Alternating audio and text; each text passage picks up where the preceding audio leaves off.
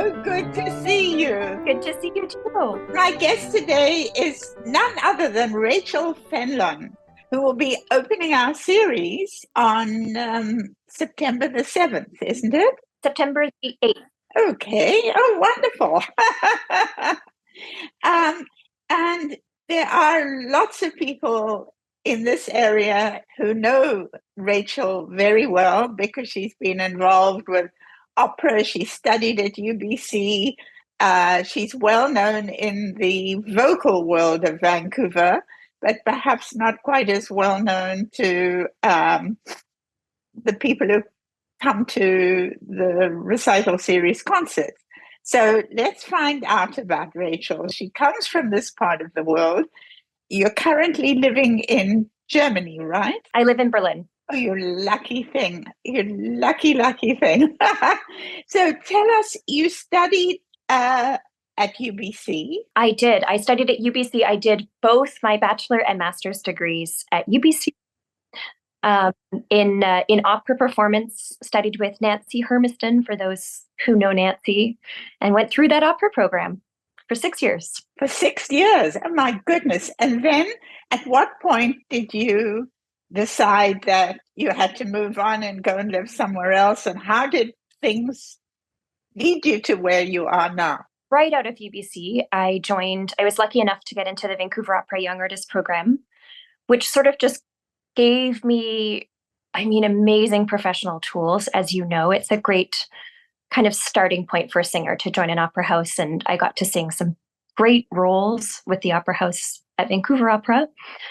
And that lasted 2 years. And then essentially, I had visited Germany before. I was totally taken with Berlin. I have loved especially German classical music, Austrian classical music since the beginning of time, since I was 5 or 6. So it had always been in my head that I wanted to live in Europe and really live in this place with all the composers and the music that I admire. And so I finished my 2 years as a young artist, and then I just sort of, I did that thing where I thought, it's now or never, and I do it. And I packed one suitcase and I said, I'm moving to Berlin. I knew nobody. I had one-way ticket. I didn't really have a plan, but I thought also, at some point, I think as an artist, you need to get a bit lost. You need to sort of rediscover who you are. And I think I'd felt very comfortable for so long, and I wanted to really challenge myself.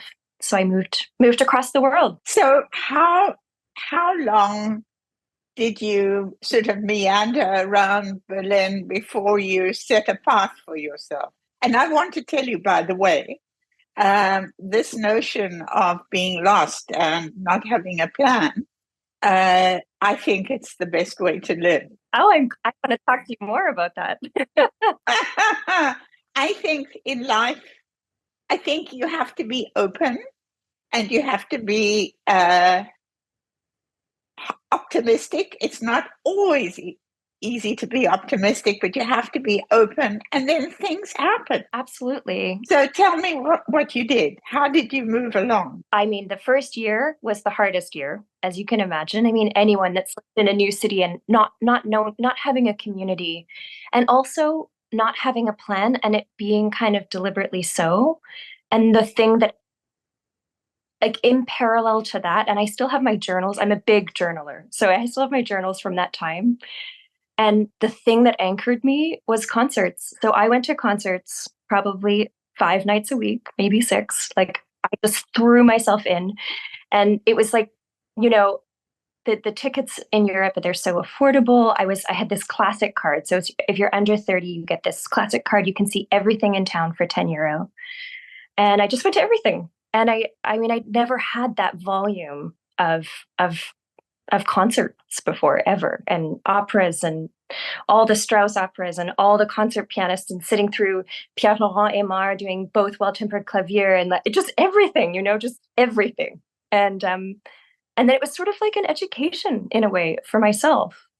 And at the same time, really not knowing what I wanted to do, but knowing that I had this calling. Yeah. So I think, and then I found a good voice teacher. His name is Neil Seamer, and I worked with him for the first 5 years that I was in Europe, and that was great. We did great work together. I would often go to the south of Germany in Bavaria and just work with him for 2 weeks straight on repertoire. And when you say repertoire, operatic repertoire or song repertoire? So at that time, it was still opera. That was still my sort of main focus.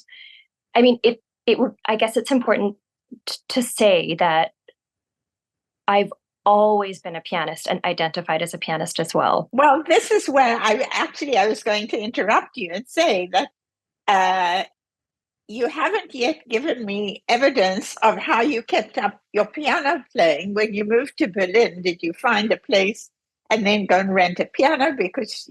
How did you manage everything? Yeah. Well, okay. So through university, I was always working on my piano, always, especially accompanying singers. I would play for a lot of the operas. So even while I was singing. Did you work with Rena Sharon? Rena was actually a big influence for me. And she was one of the first people that I played and sang for. And she thought, this is it, this is, you found the Rachel thing, And so when I moved to Berlin, the first thing I did was find a good studio to practice.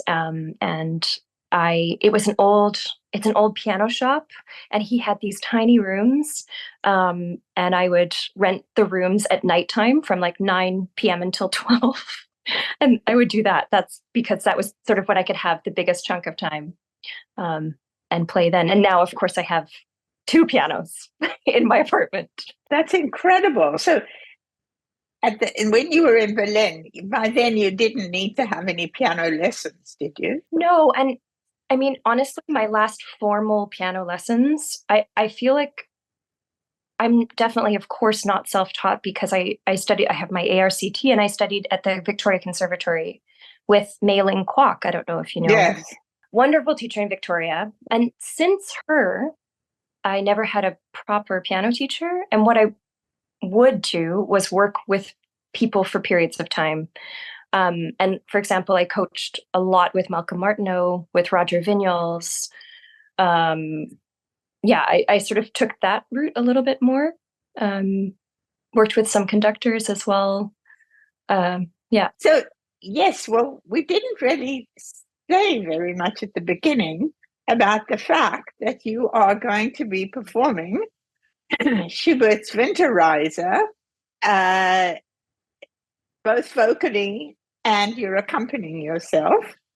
And how on earth do you do that? I mean, so already you can imagine, I stew on the little things. I don't stew on the big things.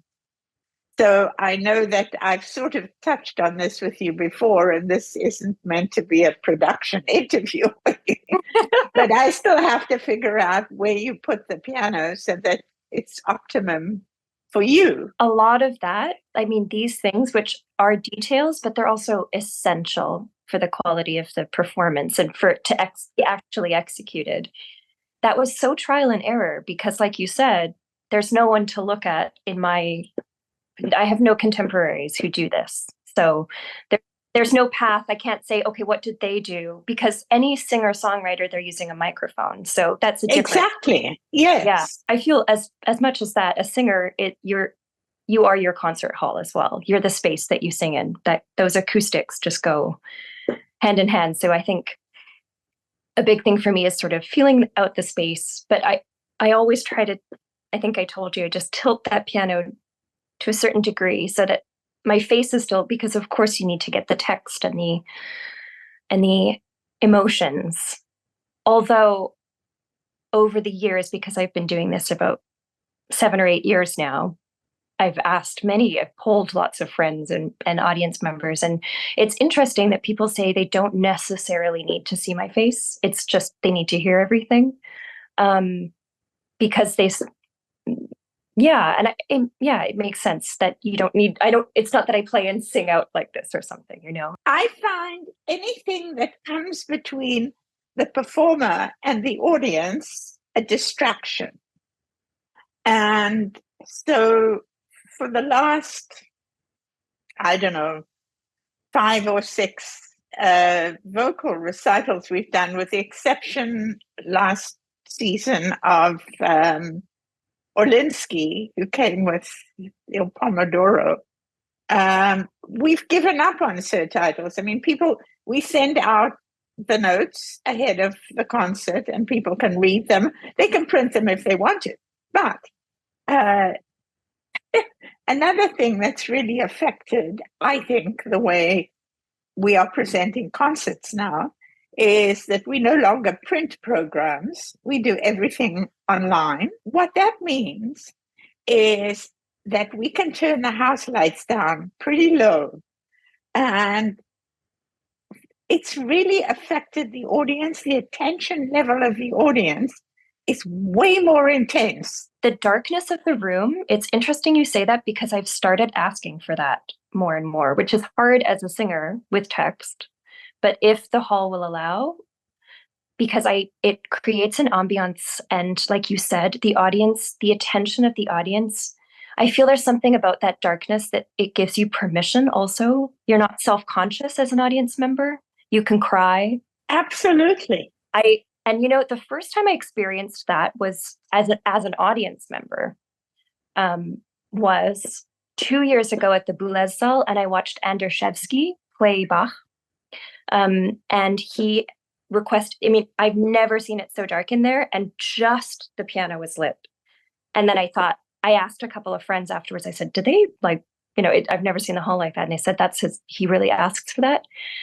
And it was like a religious experience as an audience member.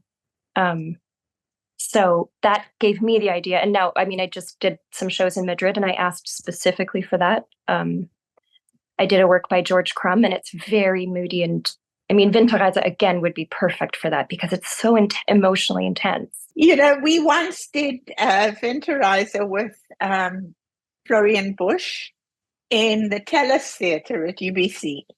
And I, of course, that's the most wonderful venue for anything. That's my favorite hall in Vancouver. Trouble is, you can't make enough money. And if I win a lottery or something, I will move everything to the Tellus, including having taxis going back and forth and taking people who can't deal with the transit. But in any case, what I remember saying to the stage manager before the performance, let's make the lights go down and down and down as the song cycle progresses. And is there any way you can make the hall get colder and colder and colder? Well, he said, that's a nice thought, Leila, but we ain't going to be able to do that. But, I think also when you said, I remember years ago we had Gregory Sokolov here. He played an all Bach program, and he played at the Orpheum. And he insisted that the lights be as low as they possibly could. And what it does, given, of course, that the performer is wonderful, so it creates an added layer of intimacy. It really does. It shuts everything out. And it's all about the chemistry going back and forth between the people in the seats and the person on the stage. I completely agree. Yeah. And I think, bringing that back to the surtitles or to text, it's interesting that we were on the same page when you wrote me about that a few days ago. I didn't know where you asked me, and I didn't know how you would feel, but my instinct immediately was no. Good. As well as the performer audience relationship, which is crucial. I feel it's also about as a listener, because music is here, right? And if you're asking your eyes to get involved, it pulls you out of listening. So, and it's funny because I don't know if I ever told you, but the first Winterreise I ever heard was at VRS with Jerry Finley. Oh my God. Yeah. Yeah. And that was a long time ago. And I was still a student, I think. And I had no text with me because I think there were programs, but I didn't have the program. And I had no idea what the song cycle was about because it was sort of before I got into German Lieder myself or something. I knew the sort of premise, but the real translation, no. And it affected me so deeply. And I realized you feel it. You don't necessarily need to know word for word what's happening. I mean, it just this kind of work, it catches you. It pulls you there. You just need to be open. Absolutely. And I mean, I think interesting. I mean, Schubert so particularly does that. Bach does that to me as well. And it's interesting. So that's why Bach works so well in the dark. Uh, it's because there is so much going, there is so much to take out of what's going on the stage that you don't need any other distraction. No, I agree. What is it? Why is it in this part of the world?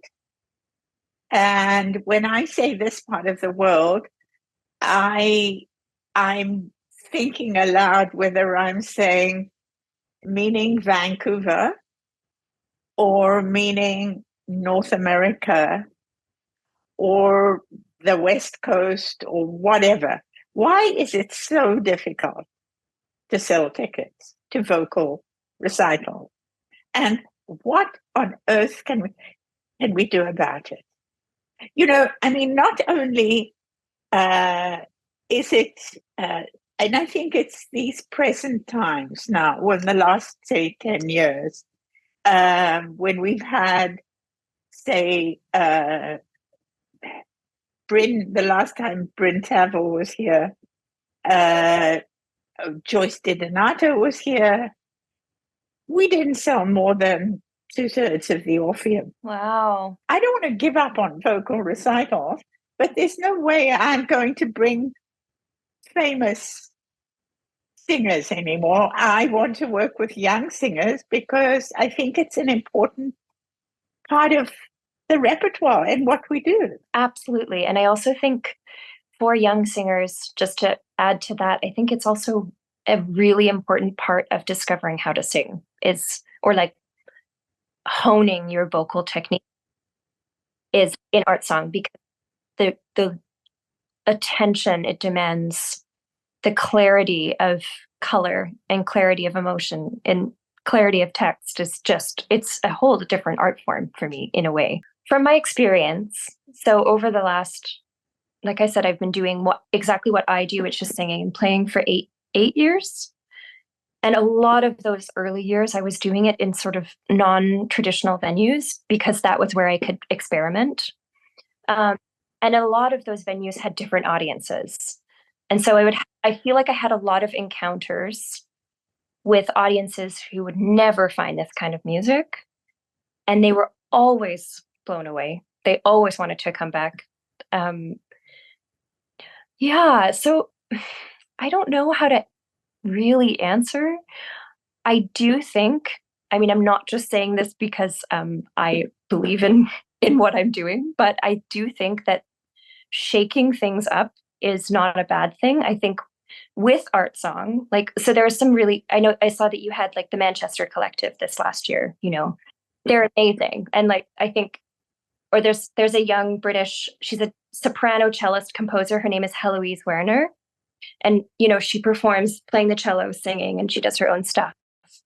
And I went to a recital at Wakemore where the soprano was singing with a guitarist, and I mean, it's a simple step, but I think I sometimes feel that we landed in this performance practice of art song and it became a bit stuck. I mean, obviously I that because I felt compelled to change that or to shift to change it myself. I think for me, if I'm going to be so bold, that I feel like somewhere along the way, we lost a little bit of the essence of what song is. What I love most about song is that it's the smallness of the form of it. It's the original song. It's what we know to be now a song that, you throw on the radio, or a song that accompanies you through your life, that becomes, this 3 or 4 minute significant piece.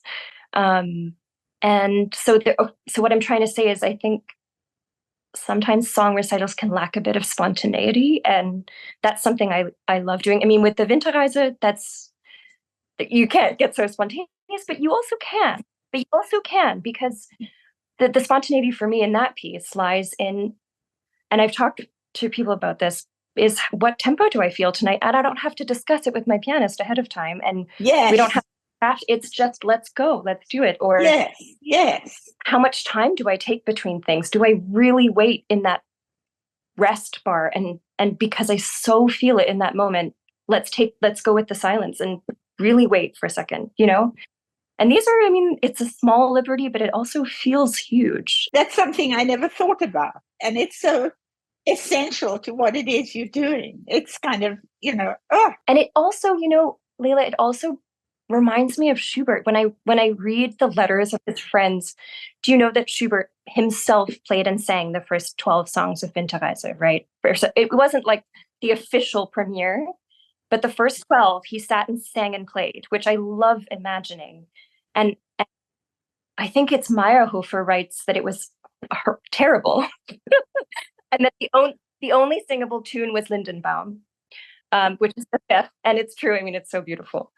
But what I always imagine when I picture this scene is how rough it must have been. Like, it wasn't shiny and perfect, but it was just the essence of these songs being whipped up in real time. And I think something about that, I think that's what we have to get back to as performers, you know, is a sense of playfulness and spontaneity with these pieces. The stories set to music. Yeah, poems. And you are writing poetry as well, aren't you? How did that come about? When, where, how, why? I've been writing poetry for about 10 years. Again, so many things came from that move to Germany, because like we were saying, when you're in that place of out of your comfort zone and feeling lost in a way, and sort of really getting to the essence of who you are as an artist. And I felt so much open up for me in that time, just emotionally and artistically, creatively. And I've always read poetry. I'm an avid poetry reader. I go to poetry readings all the time. I'm always reading what's like new, and my room is full of poetry. But I started writing. I did an artist residency maybe 9 years ago, one of my first artist residencies. And in that residency, I started just writing poetry more seriously. And then and now I read it quite often. I read maybe 3 or 4 times a year in Berlin. I'm part of a poetry collective. I wrote a set of poems that got set to a song cycle by a Canadian composer. And that's one of the big works that I tour all the time. That work, and it's all my text. And so, yeah, it's become a big part of who I am. It's also such a different form of expression. It's so musical. And I love, in a way, that I don't professionalize it. I mean, I do, but I don't know, it's just the thing I do for me, you know? Yes. You're going to stay in Berlin? For the foreseeable future, yes. My mom asked me, I'm home right now on Salt Spring Island, and mom asks me that all the time. Are you going to stay? So I don't know. Well, I can't imagine why you wouldn't stay. I mean, it's such an incredible city with such wonderful concert halls. And I mean, most of the young musicians I know and who come through here, so many of them land up in Berlin, because it's perhaps also, in addition to being such an exciting city, it's one of the more slightly affordable cities in Europe. For sure. I mean, if we're talking the big cities, Paris, London, even Madrid, Berlin is the most affordable still. Yeah, so that is great, especially as a young artist, when you're just starting out and you need time, you know, that's the thing that you need. And that's what Berlin also offered me in those early years, was I didn't have to work another job or something. I was just full-time figuring out, you know, working on my craft and going to concerts. And yeah. You know, so one of the things you said earlier, and I haven't yet we have done at the VRS over the years. We've done some concerts in unusual places. Like we did a couple of concerts in the concourse of the law courts, when they first went up, the big, and then I think we did something somewhere else. But I love the idea of trying to find a more informal space because, but having said that, the trouble is, like, I think in Germany, there's something called the Yellow Barn. It's Yellow Lounge. Yellow Lounge, which I think Deutsche Grammophon put that together. Now, I don't know what's its seating capacity? Do you have any idea? So the Yellow Lounge always has a different venue. That's their thing. So I've been to it in a nightclub. I've been to it in like a warehouse. It's always different. Oh, okay. It's not, see, you learn something every day. So, okay. So I think what I've learned, and I want you to tell me that either that I'm talking rubbish and you have my full permission to say that.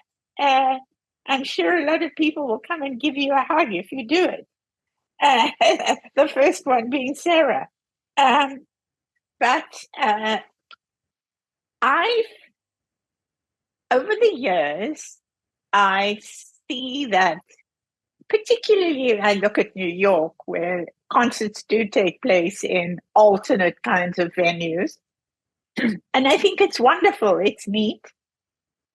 But I'm not sure that by attracting audiences into that sort of venue, and they may be younger, most of them, I don't know that because I haven't been there, but I'm not sure that if you get them to go to a venue like that, that will translate into getting them to go to a venue like Carnegie Hall or whatever.